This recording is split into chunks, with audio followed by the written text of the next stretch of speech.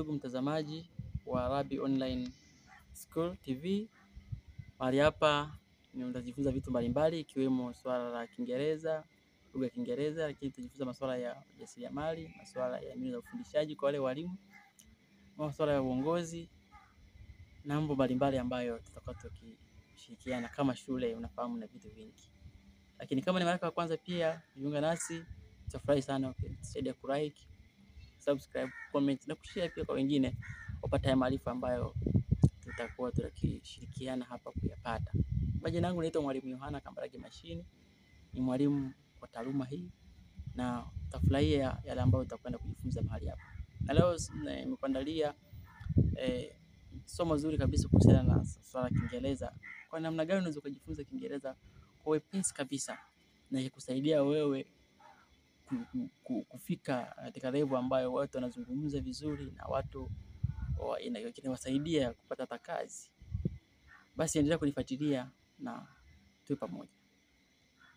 Naam, lugha ya Kiingereza kama unavyofahamu ni lugha ya kimataifa, international language, ambayo inahitajika sana na katika soko la ajira. Ni vitu wanavyozingatia ambapo angalau mtu uwe na communication skills, angalau uwe na uwezo wa kuzungumza lugha zaidi ya moja tofauti na hiyo ya Kiswahili tuliyozoea. Sasa kujifunza Kiingereza zipo njia nyingi, lakini mimi njia mojawapo ambazo nimezipitia na zimenisaidia sana mimi kufikia hapa nilipo. Njia ya kwanza ambayo nimetumia ni njia ya kupitia kujifunza misamiati mbalimbali ya Kiingereza.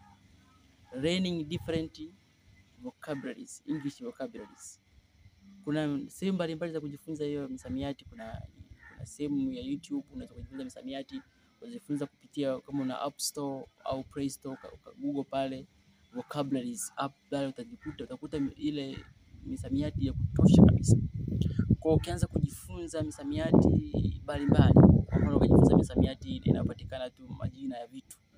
Kwa kujifunza majina ya vitu unavyoenda unajifunza, unajua kwamba elephant ni tembo, unajua kwamba lion ni simba, unajua kwamba coming ni kuja, unajua kwamba eating ni kula. Kwa hiyo ukijua vitu mbalimbali vile vidogo vidogo inakusaidia wewe kupata kuwa tajiri wa maneno mengi. Sasa ukiwa tajiri wa maneno mengi, maana yake inakusaidia sasa kuja hatua ya pili ambayo ni hatua inaitwa pronunciation au matamshi.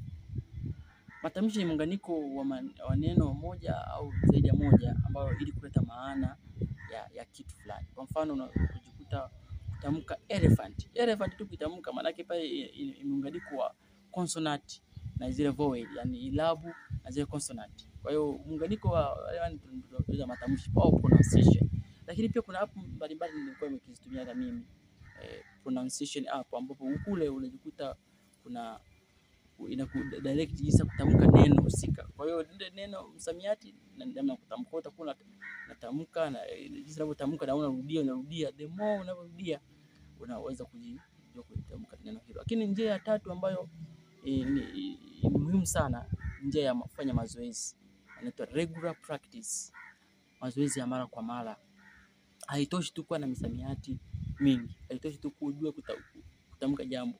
Kitu chochote usichokifanyia mazoezi, maana yake unajikuta unashindwa master. Kwa hiyo mastering it come from practices. Kwa hiyo practice, unapopractice the way practice kila siku unapata misamiati mipya, unajifunza misamiati angalau 3 kwa siku, 4 5, unajua namna ya kuitamka, pronounce. Lakini pia unapofanya mazoezi mara kwa mara inakusaidia wewe vile vitu kuweka kichwani, na hapo ndipo utaanza kufanyaje, utaendelea kujifunza zaidi lugha ya Kiingereza. Lakini practice nyingine inakuja pale unakuwa na marafiki ambao unachagua bana, huyu nitakuwa nazungumza naye Kiingereza, hata kama unakosea nitakukosoa vizuri kirafiki, na unapokosoa basi unajifunza vizuri. Tunaamini kwamba someone au individual learning from mistake. Kwa watu tunajifunza kutokana na makosa mbalimbali. Kwa hiyo makosa yale ambayo tunajifunza ya matamshi ya kimaana kimsamiati, basi unaweza kurekebisha ndio unapozidi kujifunza. Kwa hiyo unampigia mtu unasema Kiingereza, umpigie simu unaongea naye hivyo hivyo. Kwa hiyo mtu anajua zaidi yako wewe pia. Kwa mnaweza kufanya mkafanya mtu siku unajikuta unaanza kujua taratibu. Na usitake tujue leo umeanza kujifunza Kiingereza ujue Kiingereza. No. You can't have it that way.